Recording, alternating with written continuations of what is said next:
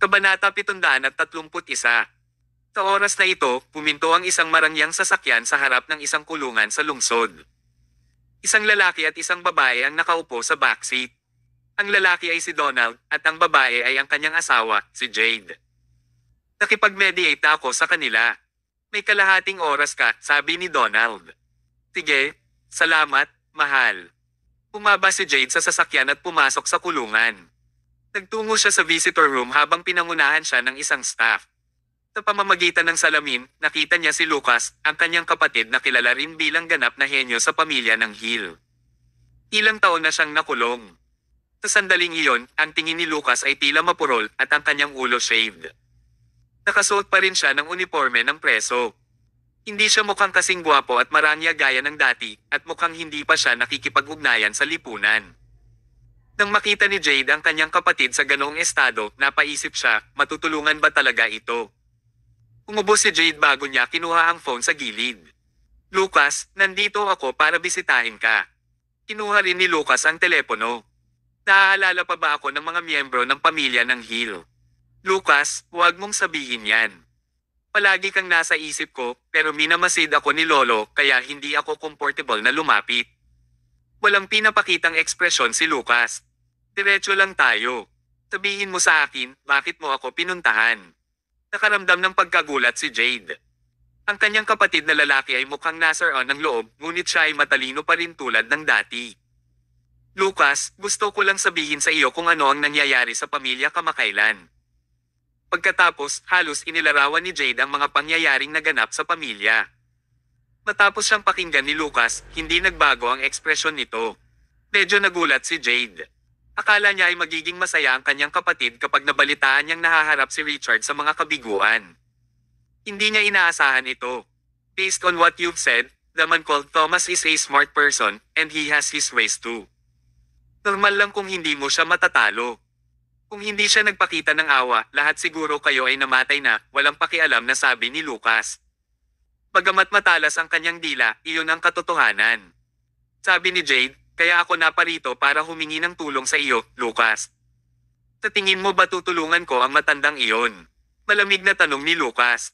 Medyo awkward ang atmosphere. Matapos manatiling tahimik si Jade ng mahabang panahon, gumiti siya ng masama. Lucas, hindi ko hinihiling na tulungan mo si Richard. Gusto kong tulungan mo ang iyong sarili. Ang kanyang mga salita ay nakakuha ng interes ni Lucas. Patuloy na sinabi ni Jade, matanda na si Richard, pero kontrolado pa rin niya ang pamilya. Bastos talaga siya. Dapat matagal na siyang nagretiro. Ang problema ay inilagay niya ang lahat ng kanyang pag-asa sa idiot na iyon, si Harvard. Kung kinuha ni Harvard ang pamilya, magwawasak ang pamilya Hill sa loob ng 1 taon. So, napatitig si Jade kay Lucas. Lucas, ito na ang pagkakataon mo. Sana makuha mo ang mantle ni Lolo. Hindi namin maaaring hayaan si Thomas na makakuha ng kalamangan kapag siya ay isang tagalabas. Hindi rin namin ito maibibigay sa Harvard. Ikaw ang aking biological na kapatid. Kung papalitan mo ang pamilya, tiyak na mas mahusay ka kaysa sa Harvard. Mas maganda ka pa kay Richard. She said that with sincerity. Kung tutusin, pareho silang magkapatid na lumaki ng magkasama at medyo malapit sila. Kung ang kanyang kapatid ang nasa kapangyarihan, si Jade ay makakakuha ng higit na awtoridad at pera kaysa noong si Richard ay may kapangyarihan. Para sa kanyang negosyo at personal na dahilan, gusto niyang tulungan si Lucas. Naantig din si Lucas sa sinabi niya. Muling kumikinang sa matinding pagnanasa ang mapanglo niyang mga mata. Jade, ikaw talaga ang mabait kong kapatid. Kabanata 732. Nang lumabas si Jade sa bilangguan, ang kanyang mga mata ay nagniningning, at siya ay natuwa na para bang nakabili siya ng isang bag ng Channel. Hindi, siya ay daan-daang beses na mas masaya kaysa doon. Taka siya pumasok sa kotse. Hinawakan ni Jade ang braso ni Donald. Mahal, salamat sa pagtulong mo sa akin. Si Donald ay mukhang medyo walang malasakit ngunit medyo natatakot din. Kung sino man sa pamilya Hill makapagpaparamdam sa kanya ng takot, si Lucas iyon. Hinding-hindi niya makakalimutan ang panahong nasangkot siya kay Lucas noon. Sa mga mata ni Donald, si Lucas ay isang napakatalino at masamang tao. Hindi mo alam kung ano ang iniisip niya. Tinanong ni Donald, mahal, maaasahan ba ang iyong kapatid? Tumawa si Jade. Bakit? Hindi ka ba naniniwala sa kakayahan ng kapatid ko? Hindi ko pinaghihinalaan ang kanyang mga kakayahan. Nag-aalala ako sa pagkatao niya. Masyadong makapangyarihan ang lalaking iyon. Kung gusto niyang maghiganti sa pamilya Hill, natatakot ako na saktan ka rin niya. Itinaway ni Jade ang kanyang mga kamay. Makakatiyak ka tungkol dyan. Simula bata pa lang ako, inalagaan na ako ni Lucas. Masasabi mong ako lang ang taong pinapahalagahan niya sa mundo. Alam na alam ko yan. Kaya naman naglakas loob akong sumama sa kanya. Umaasa ako. Agad silang lumabas ng kulungan. Kung nanatili sila roon ng mahabang panahon, magiging madali itong magmukhang kainahinala. Hindi yun magandang bagay. Nagdilim ang langit at nagmaneho si Thomas pauwi. Nang buksan niya ang pinto at pumasok sa loob, nakita niya si Emma na naghahanda ng ilang mga dokumento. Baka sa ekspresyon niya na may mali. Anong mali? May nangyayari sa kumpanya. Kailangan kong dumalo sa isang hapunan ngayong gabi. Ang salitang hapunan ay hindi komportable kay Thomas. Tanong niya, tense na ang relasyon niyo ng lolo mo, and basically wala kang kinalaman sa kumpanya. May titulo ka lang na vice president. Bakit naisipan ng lolo mo na payagan kang dumalo sa isang hapunan? Napangiti ng mapait si Emma habang bumantong hininga. Kailangan mo pa bang magtanong? May sineset up siya para sa akin. Oh, anong sinabi niya this time? Iniling niya sa akin na i-promote ang pinakabagong mga produkto ng kumpanya. Kung magtagumpay ako, bibigyan niya ako ng 30% ng kita. Kapag nabigo ako, babawiin niya ang 10% share ko. Tila hindi nakakalimutan ni Richard ang maliit na bahagi sa mga kamay ni Emma. Nais niyang bawiin ito sa lahat ng uri ng pamamaraan. Medyo nagalit si Emma nang sabihin niya, lahat ng tao sa pamilya ay galit sa akin ngayon.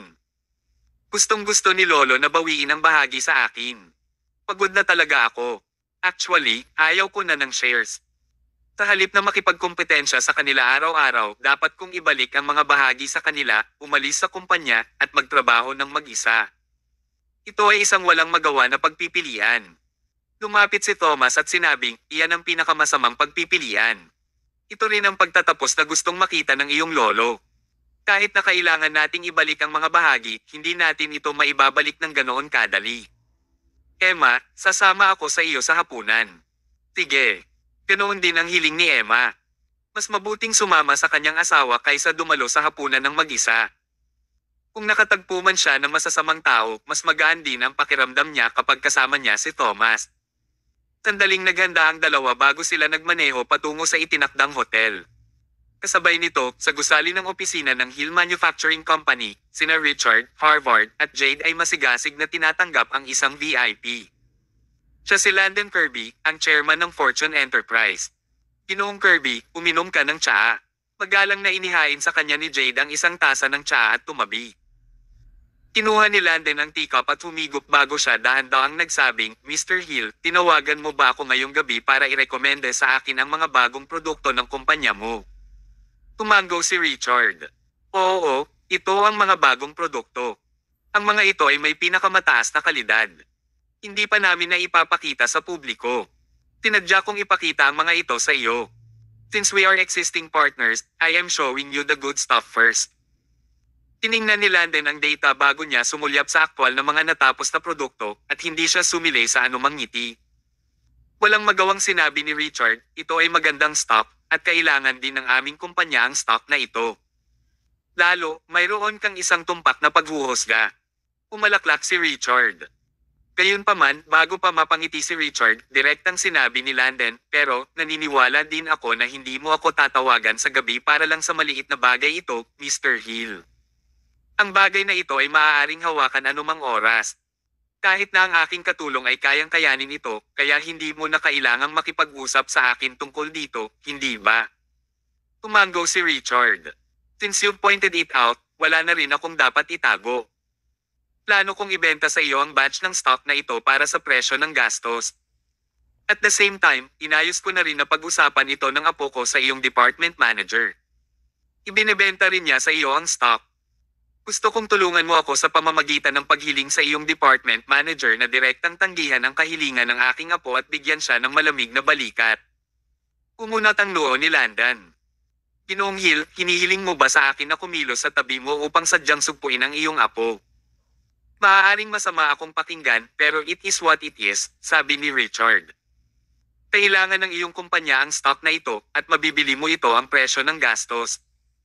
Hindi ka magkakaroon ng anumang pagkawala at mas magiging kapaki-pakinabang ito para sa iyo.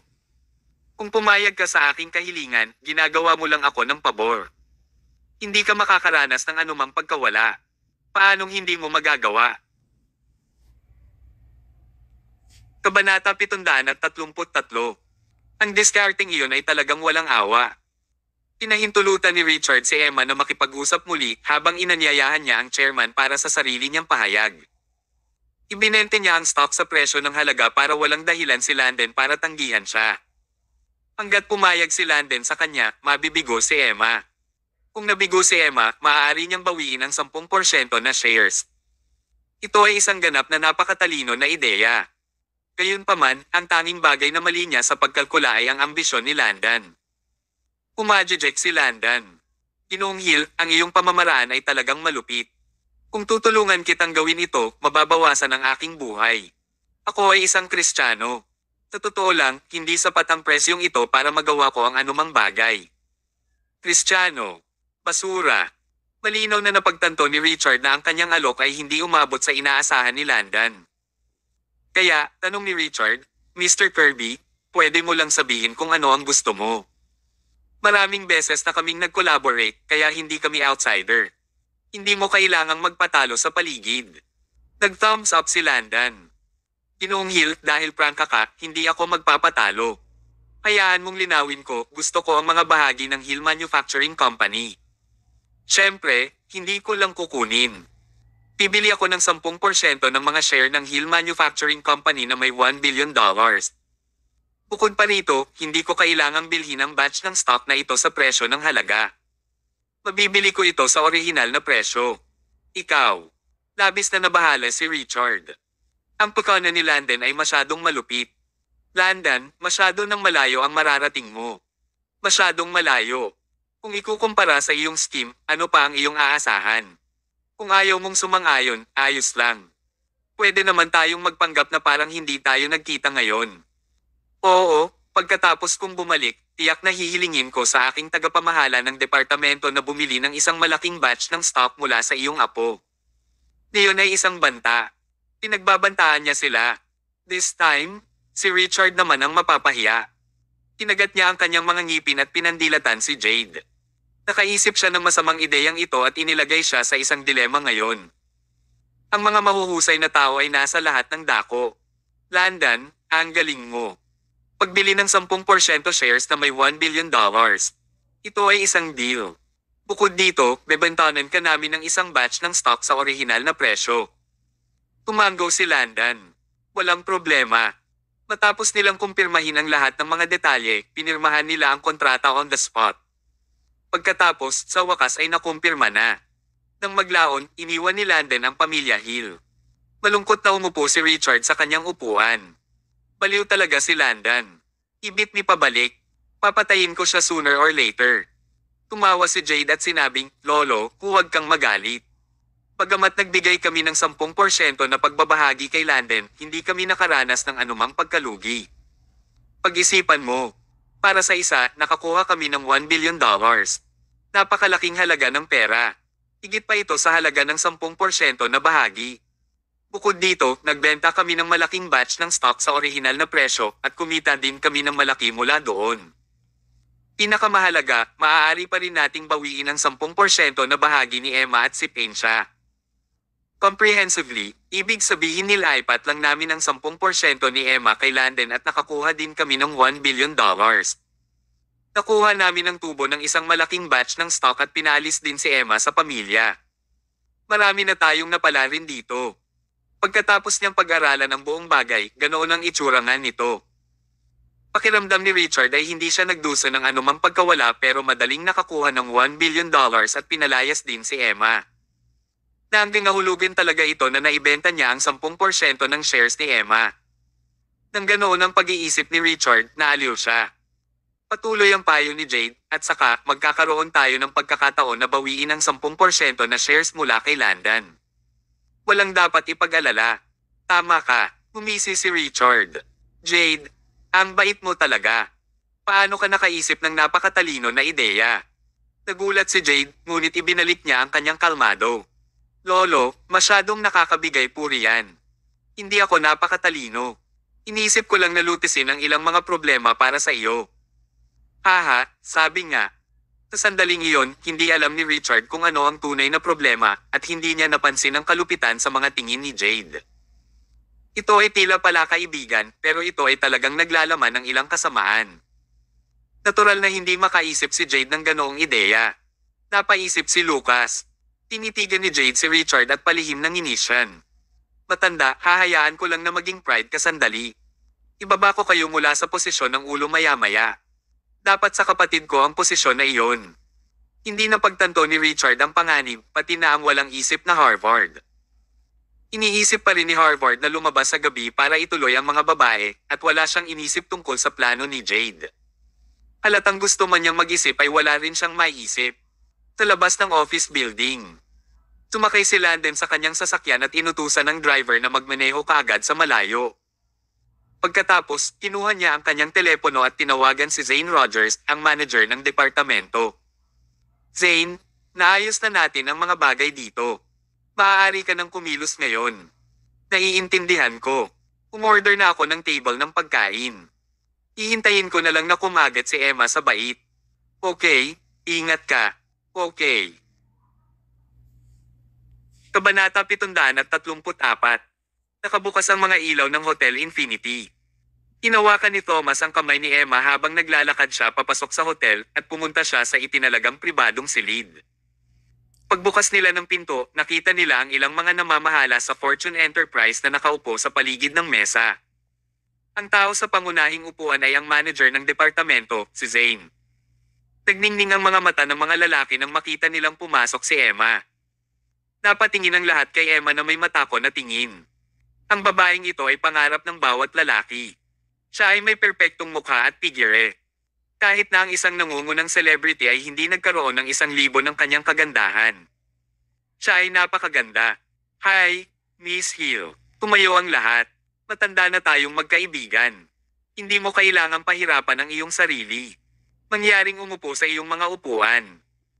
Pagkatapos nilang maupo, sinulyapan ni Zane si Thomas sa tabi ni Emma at sinabi niyang may paghamak, si Thomas Mayo yata ito, ang lalaking umaasa sa kanyang asawa at iginagalang ng lahat, tama ba?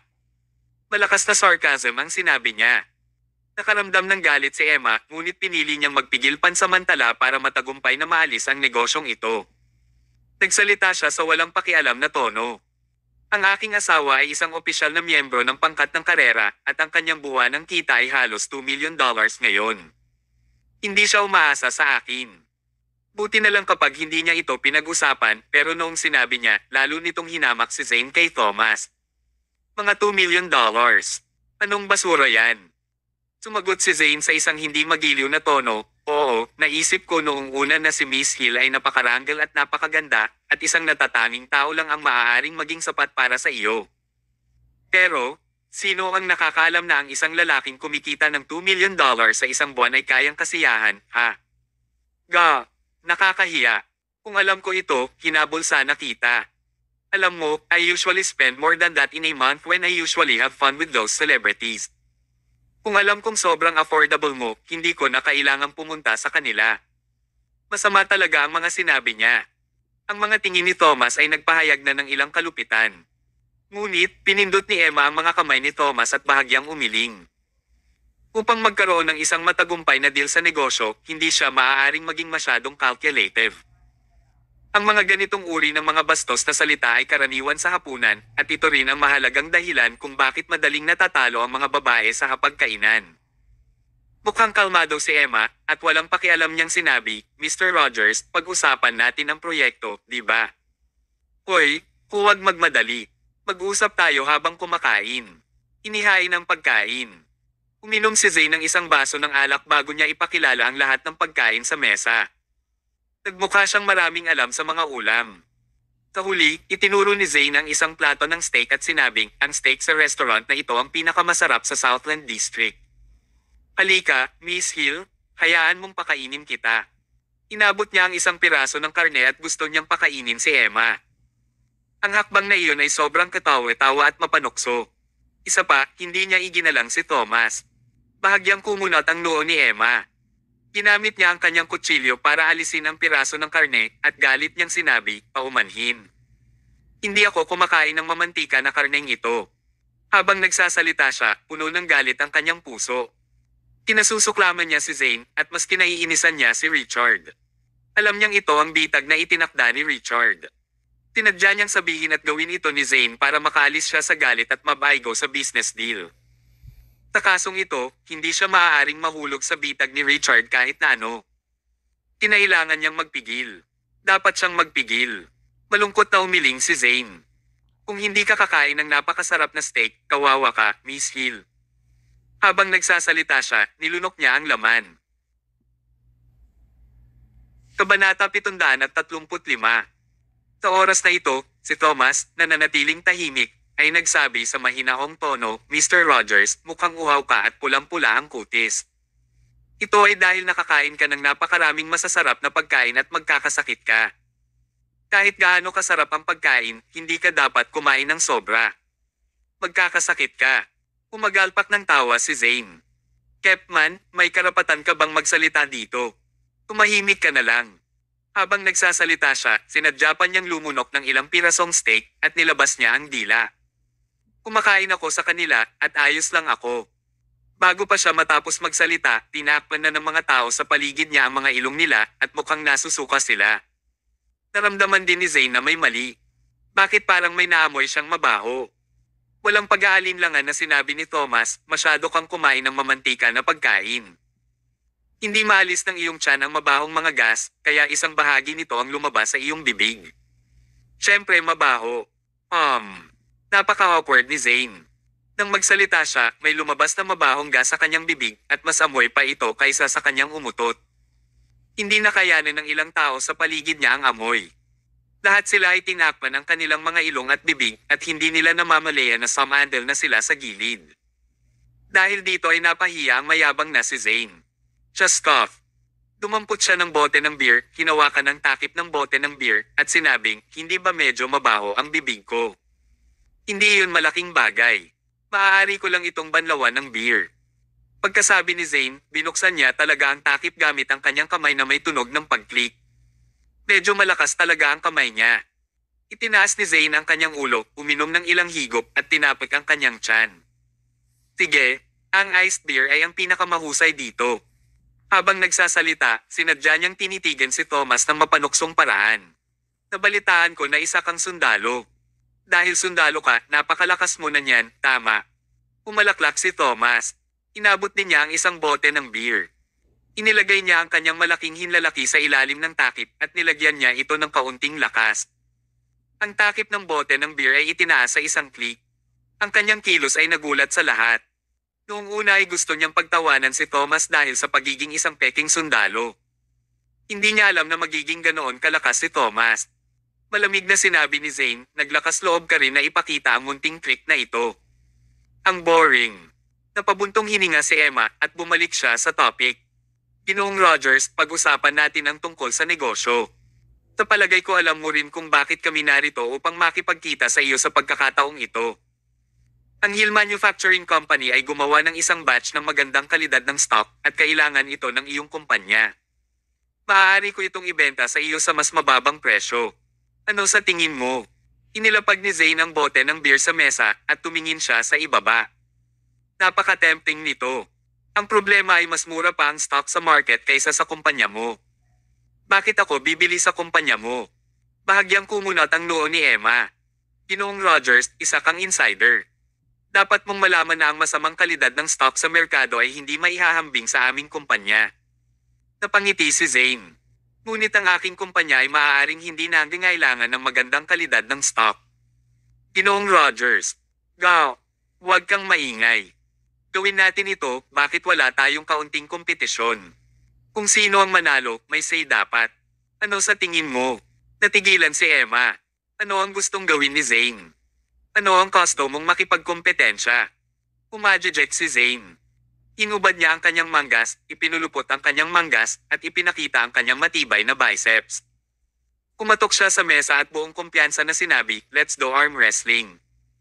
Kung sino ang mas malakas ang may say. Galit na tanong ni Emma, "Sinadya mo ba akong lokohin?" Umiling si Zane. "Miss Hill, babae ka, kaya siguradong hindi ka kasing lakas ko. Pero, sundalo ang asawa mo. Kaya niyang makipagkompetensya sa akin." Hindi pa rin masaya si Zane sa maliit na bagay kanina na nangyari. Gusto niyang ipahiya si Thomas sa publiko. Kabanata 736. Si Zane ay kumpiyansado sa kanyang lakas. Karaniwan siyang mapagkumpetensya at malakas. Isa pa, lagi niyang sinasanay ang kanyang katawan. Matatag at malakas ang kanyang mga braso at ilang beses din siyang nanalo ng ilang mga kampyonato sa mga kompetisyon sa pakikipagbuno sa braso ng distrito. Nagambag din iyon sa pagiging masungit ni Zane. Siya ay may mas mataas na katayuan sa lipunan at siya ay may napakalaking lakas, kaya't ang mga normal na tao ay hindi gaanong mahalaga sa kanya, lalo pa ikep man tulad ni Thomas. "Bakit? Maglalakas loob ka ba?" Tinitigan ni Zane si Thomas ng mapanuksong paraan. Dahan-dahang ibinaba ni Thomas ang kanyang baso ng alak at walang pakialam na nagtanong, "Basta tutuperin mo ang iyong salita, papasok ako." Ba! Lagi kong tinutupad ang aking pangako at hindi na babalik sa aking salita. Kung matalo ako, pipirmahan ko agad ang kontrata ngayon.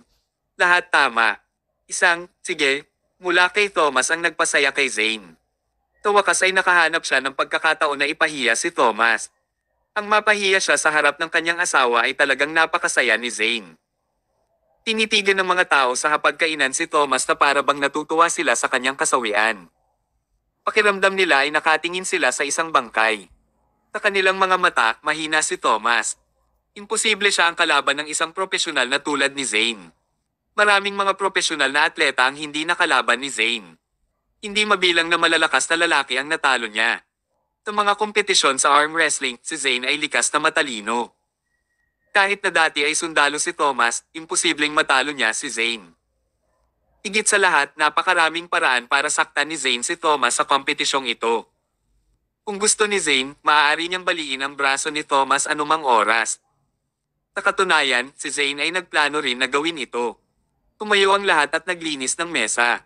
Nag-iwan sila ng bakanteng espasyo para sa pakikipagbuno ng braso. Umupo si Thomas at Zane sa tapat ng isa't isa. Sabi ni Zane sa mapanuksong paraan, "Kepman, you have to put more effort. Huwag mong ipahiya ang iyong sarili sa harap ng iyong napakagandang asawa. Kung makita niya na nabigo ka at hindi sinasadyang mahulog siya sa akin na mas malakas, mahihirapan ako." Haha. Walang sinabi si Thomas, ngunit mas malakas ang kalupitan sa kanyang mga tingin. May mga taong ganito talaga. Pwede silang mamuhay ng maayos, ngunit gusto nilang pukawin at hamanin ang iba at naisip nilang walang magagawa ang ibang tao sa kanila. Ang ganitong uri ng tao ay mamamatay sa trahedya. Sa mga mata ni Zane, ang pagiging mahinahon ni Thomas ay tanda ng kahinaan at siya ay isang tao na hindi naglakas loob na ipahayag ang kanyang mga opinyon. Ang mga tao sa silid ay nagpakita rin ng mapanlait na tingin at kahit ilan sa kanila ay nagbulungan. Siya ay pinapuna ng mga tao, ngunit hindi siya nanggangahas na tumahol.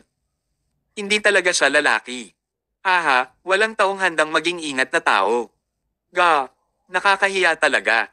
Ang napakarilag na babaeng ito ay talagang pumili ng isang mahinang lalaki para maging asawa niya. Siya ay bulag. Bagamat hindi malakas ang mga tunog ng diskusyon, naririnig pa rin sila ni Thomas sa maliit na silid. Pero, hindi pa rin nagpakita ng kahit anong ekspresyon si Thomas. Siya ay nakakatakot na kalmado. Sabay-sabay nilang ipinatong ang kanilang mga kamay sa mesa at mahigpit nilang hinawakan ang kanilang mga kamay. Iniunat ni Zane ang kanyang mga balikat. "Dahil bagong dating ka, hahayaan mo na kita. Halika, subukan mong ibaba ang aking kamay." Siya ay mukhang nakarelax at hindi niya ito tinatrato bilang isang opisyal na kompetisyon. Itinuring niya lang ito na parang stage niya. Gusto niyang ipahiya si Thomas. Malumanay na bumulong si Thomas, "Okay." Kasabay ng pagsasalita ni Thomas, agad niyang nilagyan ng lakas ang kanyang kamay. Bago mataranta ang lahat, ang braso ni Zane ay itinulak pababa ng malakas. Ang braso ni Zane ay mahigpit na nakakulong sa mesa at siya ay natalo. Natigilan ang lahat ng nasa kwarto. Ang mga taong nang-aasar kay Thomas ay hindi man lang nagkaroon ng oras upang pigilan ang kanilang mga ngiti. Si Zane ba ay Natalo. Kabanata 737. Ang Incredible Zane ba ay madaling natalo? Namula ang kutis ni Zane. Matagal niyang ipinagmalaki ang kanyang sarili, ngunit wala pang isang segundo ay nawala na lang siya. Nakakahiya ito. Hindi pwede. Walang kwenta ang round na ito. Hindi pa ako handa. Pinigyan mo ako ng biglaang pag-atake. Muli, hindi masaya si Emma. Natalo ka lang. Anong surprise attack? Gusto mo bang maglaro ng tanga? Ang kutis ni Zane ay namula din siya at nakaramdam siya ng sobrang kahihiyan. Gayunpaman, tumawa si Thomas. Ibinalik niya ang kanyang kamay sa dating posisyon at maluwag na sinabi, okay lang. Dahil hindi ka pa handa, ulitin natin. Napatingin ang lahat. Nanalo si Thomas sa kanyang munting trick ngayon, ngunit hindi niya ito iginiit. Pinili niya talaga na gawin ulit. Utu-uto siya. Zane dared not be careless this time. Itinuon niya ang lahat ng kanyang atensyon sa pagtitig kay Thomas at inilapat ang lahat ng kanyang lakas sa kanyang braso. Kinagat niya ang kanyang mga ngipin at sinabing, Thomas, hindi ako magpapabaya sa pagkakataong ito. Maghintay ka lang na matalo sa akin. Okay, simulan na natin. Gawin natin. Ibinaba muli ang braso ni Zane sa mesa na may tunog ng pagtapik. Nangyari ito nang wala pang isang segundo. Sa pagkakataong ito, wala nang palusot si Zane. Inilagay niya ang lahat ng kanyang lakas at nakafocus siyang maigi, ngunit hindi pa rin niya maipagtanggol ang sarili mula sa pag-atake ni Thomas. Para itong elepante na nakikipag-army wrestling sa isang unggoy. Hindi magka-level ang dalawa. Talagang nawala siya. Natigilan si Zane.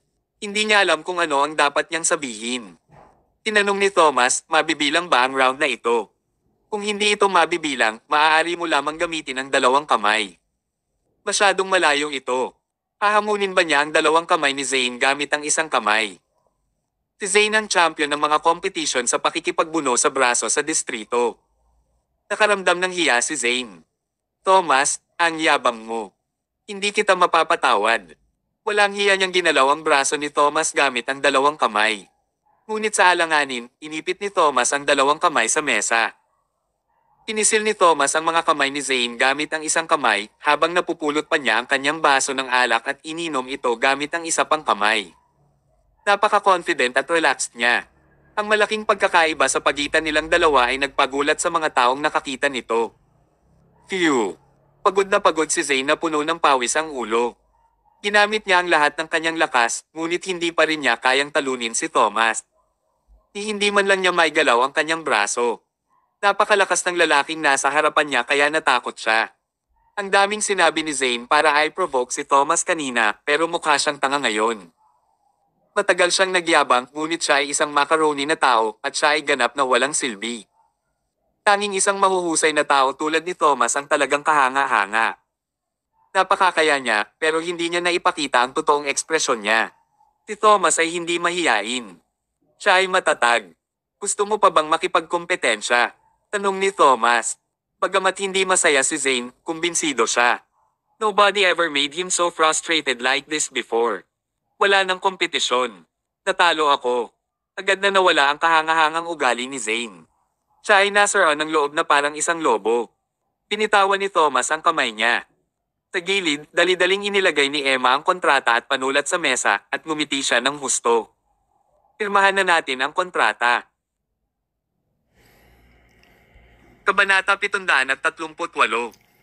Napatingin si Zane sa mga tao sa gilid niya. Ibinaba ng lahat ang kanilang mga ulo at hindi nang ahas na tumingin ng diretso sa kanyang mga mata. Ga! Napabuntong hininga siya at hinawakan ng panulat gamit ang nanginginig niyang kamay.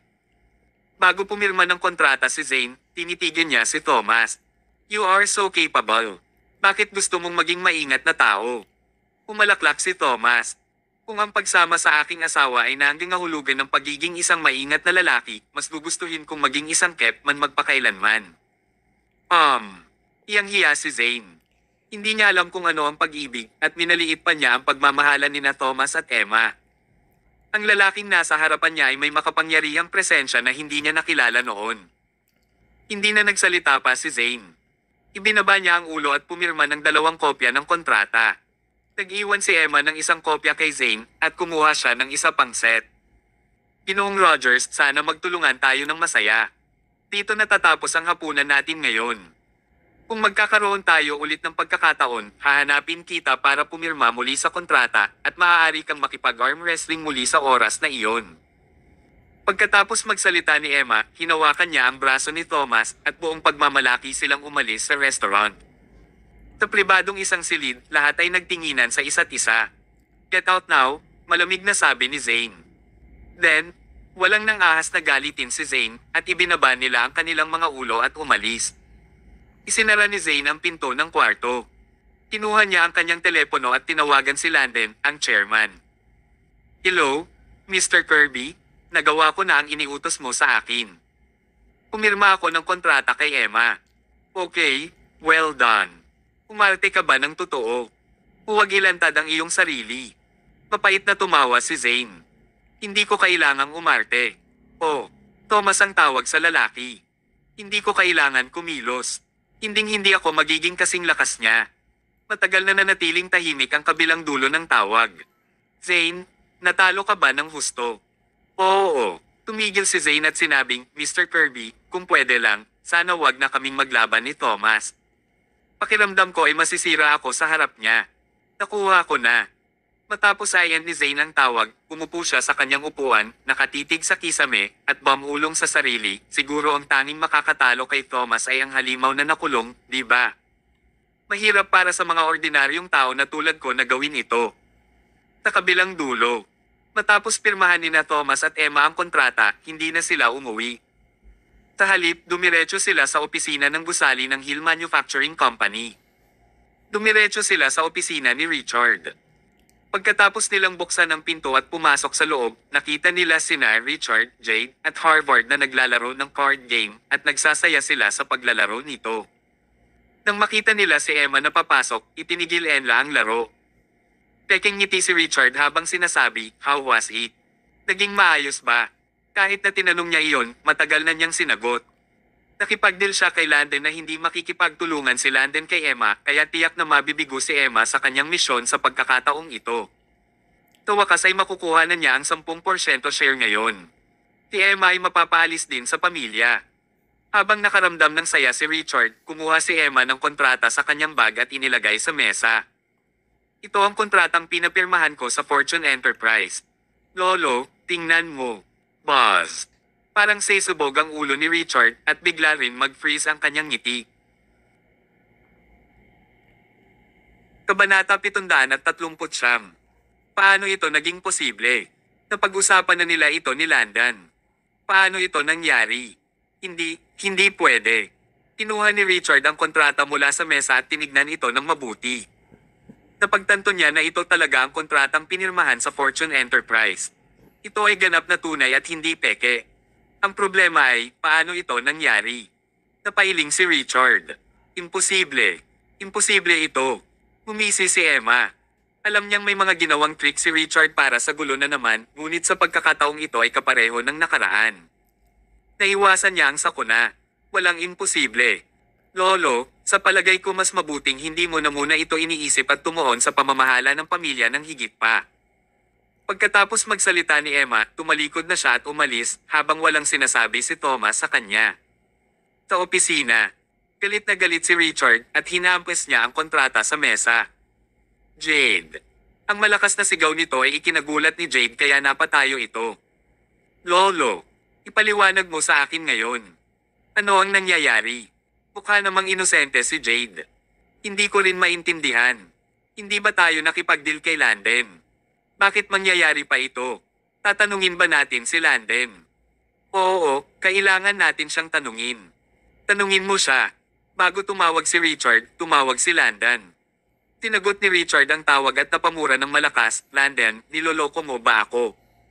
Walang magawang sinabi ni Landon, I'm sorry, Mr. Hill. We had a deal about it, and I was also ready to ask my department manager na huwag pumirma ng kontrata sa apo mo. Ngunit, sinong makakaalam na nang tumawag ako, sasabihin sa akin ng kabilang panig na pumirma sila sa kontrata. Nahuli ako ng isang hakbang. Wala akong ideya kung paano haharapin ito. Pagkarinig ni Richard, muntik nang bumulwak ang kanyang dugo. He fiercely said, ang kulit mo. Tumigil ka na sa pakikipag-usap sa akin dito. Dahil hindi mo ito nagawa, ibalik mo lang sa akin ang 10% shares ko. Tapos, wala na tayong kinalaman sa isa't isa. Umalaklak si Landon. Ginoong Hill, binili ko ang 10% share sa halagang $1 billion at pumirma kami ng kontrata. Sa tingin mo ba mababawi mo lang ito? Sa tingin mo ba ako si Emma Hill? Ikaw. Ngunit ginawa namin ang aming deal sa simula at hindi mo ito nakompleto. Hindi ba dapat ibalik mo? At the worst, ibabalik ko ang pera sa iyo. Ginoong Hill, tanga ka talaga. Isinulat ba natin ang kondisyon sa kontrata? Napatulala si Richard. Naglagay sila ng bitag para saktan si Emma at masasabi lang nila iyon ng pribado. Paano nila ito naisulat sa kontrata? Patuloy na sinabi ni Landon, dahil hindi mo ito isinulat sa kontrata, hindi ito protektado ng batas. Mr. Hill, huwag mong isipin na bawiin ang mga share. Palam. Pagkatapos magsalita ni Landon, mayabang niyang tinapos ang tawag. Jerk. Basura. Jerk. Patuloy na nagmumura si Richard at hinampes niya ang telepono sa mesa. Biglang sumikip ang dibdib niya at umubo siya ng dugo. Nawalan siya ng malay at nahulog sa upuan niya, lolo. Mabilis na naglakad sina Jade at Harvard at tinulungan siya. Napaangat ng ulo si Richard at tumitig sa kisame. Mapait niyang sinabi, tapos na ang lahat. Hindi ko pa binawi ang 10% ng shares mula kay Emma at nawalan pa ako ng 10% ng shares kay Landon.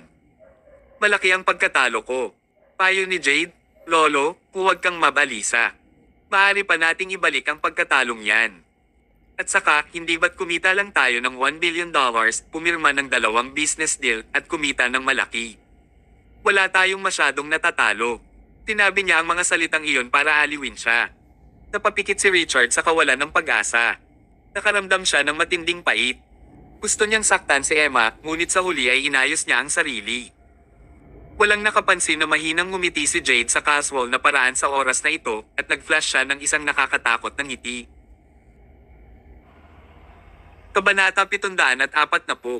Sa ilalim ng maliwanag na buwan, isang sedan ang mabilis na pinaandar sa malawak na kalsada.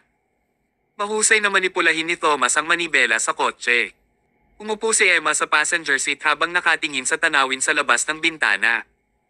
Malungkot ang kanyang ekspresyon at hindi siya mukhang masaya. Tinanong ni Thomas, hindi ka ba masaya pagkatapos mapirmahan ang kontrata? Napabuntong hininga si Emma. Nakapirma ako ng kontrata pero mas marami akong conflict sa lolo ko. Pagkatapos ng lahat ng ito, kami ay nasa isang pamilya. Tandang-tanda ko pa noon ang lolo ko ay sobrang layaw sa akin noong bata pa ako. Gusto niya akong umupo sa kanyang likod at maglaro. Hindi ko talaga alam kung bakit naging tense ang relasyon namin. Maraming bagay ang nangyayari sa mundo at marami na ring nagbago. Sa harap ng kita, ang mga relasyon sa pamilya ay napakahina at marupok. Dagdag pa ni Emma, iniisip ko talaga kung hahayaan ko na lang. Kung ibabalik ko ang mga bahagi kay Lolo, hayaang kunin ni Harvard ang kanyang mantle at iwan ang pamilya, magiging masaya ba ang lahat? Niyon ay isang walang muwang na pag-iisip. Tinabi ni Thomas, ang puso ng iyong lolo ay abala sa kita. Maliban kung may malaking pagbabagong nangyari, hindi ka na makakabalik sa dati.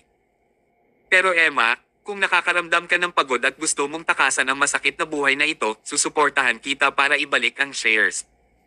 Kahit anong mangyari sa mundo, nandito lang ako para sayo. Napawi si Emma sa isang masaya at matamis na ngiti. Lumapit siya kay Thomas at marahan niyang hinalikan ang pisngi nito. Salamat mahal. Sa ilalim ng liwanag ng buwan, ang pag-ibig ay nasa himpapawid. Sa makatotohanang mundong ito, mas mahalaga ang tame time na pagmamahal. Kinabukasan, nakatanggap si Thomas ng tawag mula kay Cain. Tinabi niya na pupunta siya sa FC Kingston upang pag-usapan ang tungkol sa huling pagbili at tinanong niya kung gusto ni Thomas na sumama. Nag-oo si Thomas dahil sa curiosity. Nang tanghali na, sina Cain, Abel, at Connor ay nakipagkita kay Thomas sa pasukan ng FC Kingston. Naglakad sila papunta sa training field at nakilala nila ang boss ng club, si Vic Sherman. Ginoong Sherman. Nag-jog si Connor kay Vic, ngumiti ng mahina, at sinabing, Mr. Sherman, nandito kami ngayon para pag-usapan ang mga huling detalye ng pagbili sa iyo. Tumanggo si Vic nang walang sinabi pa. Nagpatuloy siya sa panunood ng mga atleta na nagsasanay. Medyo natigilan si Connor at nagtanong siya, Mr. Sherman. Sabi ni Vic, sandali lang. Ang isa pang bisita ay hindi pa dumarating. Isa pang bisita. Tungkol sa pagbili, ipinasa ng Shalom Technology ang lahat ng ito sa kanila upang hawakan, kaya maaari niya lamang silang kausapin. Bakit may bisita pa siya? Habang nalilito siya, biglang narinig ang isang masayang tawa. Ginoong Sherman, it's been so long. Tumalikod ang lahat at nagtinginan. Isang lalaki sa kanyang katamtamang edad na nakasuot ng isang pares sunglasses ang pumasok sa larangan ng pagsasanay. Hoy, sa wakas nandito ka na, John. Naghintay ako sa iyo ng matagal. Punta tayo sa meeting room para mag-usap. Si Vic ay nagkaroon ng isang napaka-friendly na saloobin sa John na ito. Nakabaligtaran, ang kanyang saloobin kay Connor at Sagang ay napakasama. Dahil dito, medyo nalungkot sina Connor at Cain. Pagkatapos, pumasok sila sa meeting room at inihain ng sekretarya ang mga inumin. Ipinakilala ni Vic si John. Ito si Mr. John Hawkins, ang CEO ng Great Eastern Insurance. Nag-inquire din siya sa akin tungkol sa pagbili ng FC Kingston kahapon. Iniisip ko na kung gusto mong bilhin ang club ko, umupo na lang tayo at pag-usapan ito ng magkasama.